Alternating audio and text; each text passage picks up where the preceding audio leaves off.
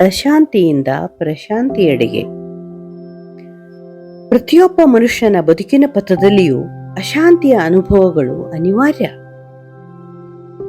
ಎಲ್ಲರೂ ಬದುಕಿನಲ್ಲಿ ಶಾಂತಿಯನ್ನ ಪಡೆಯುವ ಬಗೆ ಹೇಗೆ ಎನ್ನುವಂತಹ ಪ್ರಕ್ರಿಯೆಯಲ್ಲಿಯೇ ಬಹಳಷ್ಟು ಸಮಯಗಳನ್ನ ಕಳೆಯುತ್ತಿರುತ್ತಾರೆ. ಕೆಲ ಜನ ಅಶಾಂತಿಯ ಈ ಅಟ್ಟಹಾಸವನ್ನ ತಡೆದುಕೊಳ್ಳಲಾರದೆ ನಿರಾಶೆಯ ಕತ್ತಲಿನ ಬದುಕಿಗೆ ಜಾರಿದರೆ, ಮತ್ತೆ ಕೆಲವರು ಇದನ್ನೇ ಬದುಕಿನ ಸವಾಲನ್ನಾಗಿ ಸ್ವೀಕರಿಸಿ ಅಟ್ಟಹಾಸವನ್ನ ಮೆಟ್ಟಿ ನಿಂತು ಯಾವುದೇ ರೀತಿಯ ನೈರಾಶ್ಯಕ್ಕೆ ಅವಕಾಶ ಕೊಡದೆ ಭಗವಂತನ ದೇಣಿಗೆಯಾದ ಈ ಭವ್ಯ ಮಾನವ ಜೀವನದ ಕ್ಷಣ ಕ್ಷಣವನ್ನು ಆನಂದದ ಅನುಭವಗಳನ್ನಾಗಿಯೇ ಮಾರ್ಪಡಿಸಿ ಆನಂದಿಸುತ್ತಿರುತ್ತಾರೆ. ಇವರು ಬದುಕಿನ ಸಾರ್ಥಕತೆ ಹಾಗೂ ಸಾಫಲ್ಯತೆಗಳನ್ನ ಅರಿತುಕೊಂಡವರು. ಅಶಾಂತಿ ಹಾಗೂ ಪ್ರಶಾಂತಿಗಳ ಅನುಭವಗಳಿಗೆ ಸಾಮಾನ್ಯ ಮಾನವ ಒಂದು ರೀತಿಯಲ್ಲಿ ಪ್ರತಿಕ್ರಿಯಿಸಿದರೆ, ಈ ದಾರಿಯಲ್ಲಿ ದೇವಮಾನವರು ಎನಿಸಿಕೊಂಡವರು, ಕೆಲ ಉದಾತ್ತ ವಿಚಾರದ ವ್ಯಕ್ತಿಗಳು ಅಥವಾ ಇವೆರಡನ್ನೂ ಮೀರಿದ ವಿಶೇಷವಾದ ಆನಂದದ ಸ್ಥಿತಿಯಲ್ಲಿ ಇರುವಂತವರು, ಅವರು ಇದಕ್ಕೆ ಪ್ರತಿಕ್ರಿಯಿಸುವಂತಹ ಬಗೆಗಳೇ ಬೇರೆ. ಅವರು ಎಲ್ಲವನ್ನೂ ಮೀರಿದಂತಹ ವಿಶೇಷವಾದ ಆನಂದದ ಸ್ಥಿತಿಯಲ್ಲಿ ಸದಾ ನೆಲೆಸಿರುತ್ತಾರೆ. ಒಂದೆಡೆಗೆ ಕಬೀರರು ಶಾಂತಿಯ ಪಥವನ್ನು ತೋರುತ್ತಾ ಹೇಳ್ತಾ ಇದ್ದಾರೆ, ಇತರರ ಶಾಂತಿಗೆ ಶ್ರಮಿಸುತ್ತಾ ನಾವೇ ಶಾಂತಿಯನ್ನು ಪಡೆಯುತ್ತೇವೆ ಎಂದು ತಮ್ಮ ಒಂದು ದೋಹೆಯಲ್ಲಿ ಹೇಳಿದರೆ, ಶ್ರೀಮಾತೆ ಶಾರದಾ ದೇವಿಯವರು ಇನ್ನೊಂದೆಡೆ, ನಿನಗೆ ಶಾಂತಿ ಬೇಕಿದ್ದರೆ ಮಗು ಪರರ ದೋಷಗಳನ್ನು ನೋಡಬೇಡ, ನಿನ್ನ ದೋಷವನ್ನೇ ನೋಡಿಕೋ ಎಂದು ತಮ್ಮ ಚರಮ ಸಂದೇಶವನ್ನು ಕೊಡುತ್ತಾ ಶಾಂತಿಯ ರಾಜಮಾರ್ಗವನ್ನೇ ತೋರಿದ್ದಾರೆ. ಇಂತಹ ಈ ಪವಿತ್ರಾತ್ಮರ ಬದುಕುಗಳೇ ಸಾಮಾನ್ಯ ಮಾನವರ ಬದುಕಿನ ಪಥಗಳಲ್ಲಿ ದಾರಿದೀವಿಗೆಯಾಗಿ ಅಶಾಂತಿಯಿಂದ ಶಾಂತಿಯ ಕಡೆಗೆ ಮತ್ತು ಅದರ ಆಚೆಗೆ ಇರುವ ವಿಶೇಷವಾದ ಆನಂದದ ಸ್ಥಿತಿಯತ್ತ ಮನುಷ್ಯನನ್ನ ಕರೆದೊಯ್ಯುತ್ತವೆ. ಇಂತಹ ದಿವ್ಯ ಚೇತನದ ಮಾತುಗಳಲ್ಲಿ ಸಂಪೂರ್ಣ ಭರವಸೆಯನ್ನಿಟ್ಟು ತನ್ನ ಬದುಕನ್ನ ಸಾರ್ಥಕಗಳಿಸಿಕೊಂಡ ಮಹನೀಯರಲ್ಲಿ ಎಮ್ಮಾ ಕಾಲ್ವೆ ಎನ್ನುವಳು ಒಬ್ಬಳು. ಎಮ್ಮಾ ಕಾಲ್ವೆ ಒಬ್ಬ ಖ್ಯಾತ ಒಪೇರಾ ಹಾಡುಗಾರ್ತಿ. ಒಪೇರಾ ಅಂದರೆ ಇದು ಒಂದು ರೀತಿಯ ಪಾಶ್ಚಾತ್ಯ ಪದ್ಧತಿಯ ಸಂಗೀತ.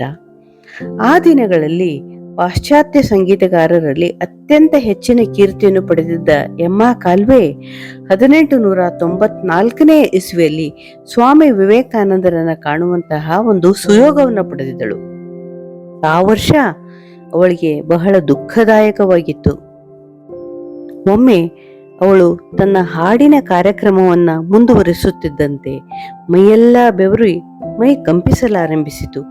ಇನ್ನೇನು ಮೂರ್ಛೆ ಬರುತ್ತದೆಯೋ ಎನ್ನುವಂತಹ ಭಾವನೆ ಅವಳಿಗೆ ಬರ್ತಾ ಇದ್ದಂತೆ ಅಲ್ಲಿ ಇದ್ದಂತಹ ಆಯೋಜಕರು ಅವಳಿಗೆ ಭಿನ್ನವಿಸಿಕೊಳ್ತಾರೆ. ಅಮ್ಮ, ಹೇಗಾದ್ರೂ ಮಾಡಿ ಕಾರ್ಯಕ್ರಮವನ್ನ ಮುಗಿಸಿಕೊಡು ಎಂದು. ಅವಳು ಅತ್ಯಂತ ಕಷ್ಟ ಸಾಧ್ಯದಿಂದ ಕಾರ್ಯಕ್ರಮವನ್ನ ನಡೆಸಿಕೊಡುವಂತಹ ಒಂದು ಪ್ರಸಂಗ ಬರ್ತದೆ. ಕಾರ್ಯಕ್ರಮವೇನೋ ಸುಂದರವಾಗಿ ಮೂಡಿ ಬಂದಿತ್ತು. ಬಹಳ ಜನ ಪ್ರಶಂಸಿಸಿದ್ದರು ಕೂಡ. ಹಾಡು ಮುಗಿಸಿ ಅವಳು ತೆರೆಯ ಹಿನ್ನೆಲೆಗೆ ಬಂದಾಗ ಅವಳಿಗೆ ಇನ್ನೊಂದು ಆಘಾತಕಾರಿಯಾದಂತಹ ಒಂದು ಸುದ್ದಿ ಕಾದಿತ್ತು. ಅವಳ ಒಬ್ಬಳು ಮುದ್ದಿನ ಮಗಳು ಬೆಂಕಿ ತಗುಲಿ ಅವಳು ಕೂಡ ತೀರಿಕೊಂಡಿದ್ದಂತಹ ಸುದ್ದಿ. ಎಮ್ಮ ಕಾಲ್ವೆಗೆ ಬರಸಿಡಿಲು ಬಂದು ಅಪ್ಪಳಿಸಿದಂತಾಗಿತ್ತು. ಮಗಳನ್ನು ಕಳೆದುಕೊಂಡ ಶೋಕದಲ್ಲಿ 3 ಬಾರಿ ಆತ್ಮಹತ್ಯೆಗೆ ಯತ್ನಿಸಿ ವಿಫಲಳಾದಳು. ಹೀಗೆಯೇ ದಿನಗಳನ್ನ ನಿರಾಶೆಯಲ್ಲಿ ಕಳೆಯುತ್ತಿದ್ದಾಗ ಒಂದು ದಿನ ಅವಳು ಮನೆಗೆ ಮರಳುತ್ತಿದ್ದಾಗ ಅವಳಿಗೇ ಅರಿವಿಲ್ಲದಂತೆ ಅವಳ ಕಾಲುಗಳು ಅಲ್ಲಿಯೇ ಶಿಕಾಗೋದಲ್ಲಿ ವಾಸವಾಗಿದ್ದ ಸ್ವಾಮಿ ವಿವೇಕಾನಂದರ ಮನೆಯತ್ತ ಅವಳನ್ನು ಕರೆದೊಯ್ದವು. ಅವಳ ಎಷ್ಟೋ ಜನ ಸ್ನೇಹಿತರು ಈ ಮೊದಲೇ ಅವಳಿಗೆ ಸ್ವಾಮೀಜಿಯವರನ್ನ ಭೇಟಿಯಾಗುವಂತೆ ಸಲಹೆ ನೀಡಿದ್ರು. ಅಷ್ಟೇ ಅಲ್ಲದೆ ನಿನ್ನ ನೋವು ಶಮನವಾಗಲಿಕ್ಕೆ ಅವರನ್ನು ಭೇಟಿಯಾಗುವುದು ಒಂದು ಉತ್ತಮವಾದ ದಾರಿ ಎಂದು ಕೂಡ ಸೂಚನೆ ಕೊಟ್ಟಿದ್ರು. ಅವಳಿಗೆ ಭರವಸೆ ಇರಲಿಲ್ಲ.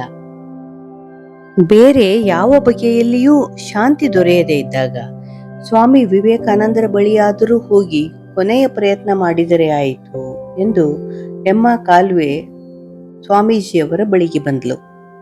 ಒಳಗಡೆಯ ಕೊಠಡಿಯಲ್ಲಿ ಧ್ಯಾನಮಗ್ನರಾಗಿದ್ದ ಸ್ವಾಮೀಜಿ ಅವಳ ಬರವನ್ನು ಅರಿತಿರುವರೇನೋ ಎನ್ನುವಂತೆ, ಮಗು ಒಳಗೆ ಬಾ, ಹೆದರಬೇಡ ಎಂದು ಕರೆದರು. ಅವಳನ್ನು ನೋಡಿ ವಾತ್ಸಲ್ಯದಿಂದ, ಆದದ್ದೆಲ್ಲವನ್ನೂ ಮರೆಯಲೇಬೇಕು ನೀನು, ಮತ್ತೆ ಸಂತೋಷವನ್ನು ತುಂಬಿಕೋ, ನಿನ್ನ ಆರೋಗ್ಯವನ್ನು ಸರಿಪಡಿಸಿಕೋ, ನಿನ್ನನ್ನು ಕಿತ್ತಿ ತಿನ್ನುತ್ತಿರುವ ಈ ದುಃಖದಲ್ಲಿ ಮೌನಿಯಾಗಿ ಮುಳುಗಬೇಡ, ನಿನ್ನ ಭಾವನೆಗಳನ್ನ ಬೇರೆ ಚಟುವಟಿಕೆಗಳತ್ತ ಹರಿಸು, ನಿನ್ನ ಕಲೆಗೆ ನಿನ್ನ ಅಗತ್ಯವಿದೆ ಮತ್ತು ನಿನ್ನ ಜೀವನಕ್ಕೆ ನಿನ್ನ ಕಲೆಯ ಅವಶ್ಯಕತೆ ಇದೆ ಎಂದು ಶಾಂತ ಚಿತ್ತರಾಗಿ ನುಡಿಯುತ್ತಾ ಸ್ವಾಮೀಜಿ ಅವಳಿಗೆ ಮತ್ತೆ ಸಂಗೀತ ಕಾರ್ಯಕ್ರಮಗಳಲ್ಲಿ ತೊಡಗಿಸಿಕೊಳ್ಳುವಂತೆ ಸೂಚನೆ ಕೊಟ್ಟರು. ಎಮ್ಮ ಕಾಲುವೆ ಆಶ್ಚರ್ಯದಿಂದ, ಈ ಯಾವ ವಿಷಯವನ್ನು ನಾನು ನಿಮಗೆ ಹೇಳಿಲ್ಲವಲ್ಲ, ನಿಮಗೆ ಹೇಗೆ ಇದೆಲ್ಲ ಗೊತ್ತಾಯಿತು ಎಂದು ಕೇಳಿದಳು. ಆಗ ಸ್ವಾಮೀಜಿ, ಎಲ್ಲಾ ವಿಷಯವನ್ನು ಬಾಯಿ ಬಿಟ್ಟು ಹೇಳಲೇಬೇಕೇ, ನಾನು ನಿನ್ನ ಮನಸ್ಸನ್ನ ತೆರೆದಿಟ್ಟ ಪುಸ್ತಕದಂತೆ ಓದಬಲ್ಲೆ ಎಂದು ನುಡಿದರು. ಅವರೊಂದಿಗೆ ಮಾತನಾಡಿ ಮನೆಗೆ ಮರಳುತ್ತಿದ್ದಂತೆ ಎಮ್ಮ ಕಾಲುವೆಗೆ ಯಾವುದೋ ಒಂದು ಹೊಸ ಶಕ್ತಿ ತನ್ನ ಮೈಯಲ್ಲಿ ಸಂಚರಿಸುತ್ತಿರುವಂತೆ ಭಾಸವಾಗತೊಡಗಿತು. ಅವಳ ಮನಸ್ಸಿನಲ್ಲಿ ಮುಸುಕಿದ್ದ ನಿರಾಶೆಯ ಕತ್ತಲು ನಿಧಾನವಾಗಿ ಸರಿಯುತ್ತಿದೆಯೇನೋ ಎನ್ನಿಸಲಾರಂಭಿಸಿತು. ಅವಳಿಗೆ ತನ್ನ ಜೀವನದಲ್ಲಿ ಉಂಟಾಗಿದ್ದ ಖಾಲಿತನ ಒಂದು ವಿಶೇಷ ಚೈತನ್ಯದಿಂದ ತುಂಬಿಕೊಂಡಂತೆ ಮತ್ತೆ ಅವಳ ಸ್ತಬ್ಧವಾಗಿದ್ದ ಸಂಗೀತ ಜೀವಂತವಾಗ್ತಾ ಇದೆಯೇನೋ ಎನ್ನುವಂತೆ ಒಂದು ಬಗೆಯ ಹುರುಪು ಅವಳಲ್ಲಿ ಉಂಟಾಗಲಾರಂಭಿಸಿತು. ಅವಳು ತನ್ನ ಆತ್ಮಕಥೆಯಲ್ಲಿ ಸ್ವಾಮಿ ವಿವೇಕಾನಂದರ ಬಗ್ಗೆ ಬರೆಯುತ್ತಾ ಹೇಳ್ತಾಳೆ, ಅವರ ಆತ್ಮಬಲ, ಪಾವಿತ್ರ್ಯ, ಅವರ ನಡೆನುಡಿಗಳು ಮತ್ತೆ ನನ್ನಲ್ಲಿ ಹೊಸ ಭರವಸೆಯನ್ನು ಮೂಡಿಸಿದವು. ನಿಜವಾಗಿಯೂ ಅವರೊಬ್ಬ ತುಂಬಾ ಒಳ್ಳೆಯ ಸನ್ಯಾಸಿ, ನಿಜವಾದ ಆತ್ಮಜ್ಞಾನಿ, ಭಗವಂತನೊಡನೆ ಬದುಕಿದವರು ಹಾಗೂ ಒಬ್ಬ ಒಳ್ಳೆಯ ಗೆಳೆಯ ಕೂಡ. ನನ್ನ ಈ ಆತ್ಮ ಅವರಿಗೆ ಚಿರಋಣಿ ಎಂದು ಬರೆದಿದ್ದಾಳೆ. ಗುರುಗಳ ಮಾತಿನಲ್ಲಿ ಸಂಪೂರ್ಣ ವಿಶ್ವಾಸವನ್ನಿಟ್ಟು ಅವರಿಗೆ ಶರಣಾಗಿ ಬದುಕುವುದೇ ಒಂದು ಮಹತ್ತಾದ ಸಾಧನೆ. ಅದು ಅಷ್ಟು ಸುಲಭ ಸಾಧ್ಯವಲ್ಲ. ಶಕ್ತಿವಂತರು ಹಾಗೂ ನಿಜವಾದ ನೈತಿಕ ಬಲ ಹೊಂದಿದವರು ಮಾತ್ರ ಆಧ್ಯಾತ್ಮಿಕ ಜೀವನವನ್ನ ನಡೆಸಲು ಸಾಧ್ಯ. ಇಂತಹ ಜನರ ಗುಂಪಿಗೆ ಸೇರಿದವಳು ಎಮ್ಮ ಕಾಲುವೆ. ನಿಜವಾದ ಆಧ್ಯಾತ್ಮಿಕ ಜೀವಿಗಳು ಭಗವಂತನಿಗೆ ಐಶ್ವರ್ಯವನ್ನು ಬೇಡಿಯಾಗಲಿ, ಅಂತಸ್ತನ್ನು ಬಯಸಿಯಾಗಲಿ ಅಥವಾ ತಮ್ಮ ಕಷ್ಟ ನಿವಾರಣೆಯಾಗಲಿ ಎಂದು ಪ್ರಾರ್ಥನೆ ಮಾಡುವುದಿಲ್ಲ.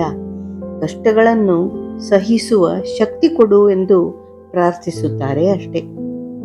ಇಲ್ಲಿ ಕವಿ ರವೀಂದ್ರ ಠಾಕೂರರ ಒಂದು ಕವನವನ್ನ ನಾವು ಸ್ಮರಿಸಬಹುದು. ಪ್ರಭು, ನಿನ್ನ ಪ್ರಮಾಣವನ್ನು ಸಹಿಸುವ ಶಕ್ತಿಯನ್ನು ಕೊಡು, ನಿನ್ನ ಸೇವೆಯಲ್ಲಿ ಅನಿವಾರ್ಯವಾದ ತೀವ್ರ ವೇದನೆಯನ್ನು ಸಹಿಸುವಷ್ಟು ಭಕ್ತಿಯನ್ನು ಕೊಡು, ನನ್ನ ಹೃದಯವನ್ನು ತೀವ್ರ ವೇದನೆಯಿಂದ ತುಂಬಿಸು. ಬದುಕಿನ ಪಥದಲ್ಲಿ ಅನಿವಾರ್ಯವಾಗಿ ಬರುವ ಅಪ್ರಿಯ ಅನುಭವಗಳನ್ನ ನಾವು ಉನ್ನತ ಆಧ್ಯಾತ್ಮಿಕ ಜೀವನಕ್ಕಾಗಿ ಬಳಸಿಕೊಂಡದ್ದೇ ಆದಲ್ಲಿ ಜೀವನ ದಿವ್ಯವಾಗುವುದರಲ್ಲಿ ಸಂದೇಹವೇ ಇಲ್ಲ. ಅಶಾಂತಿಯಿಂದ ಬಳಲುವ ಬದುಕುಗಳಿಗೆ ಪ್ರಶಾಂತಿಯತ್ತ ಪಯಣ ನಡೆಸುವುದು ಕಷ್ಟವೇನಲ್ಲ.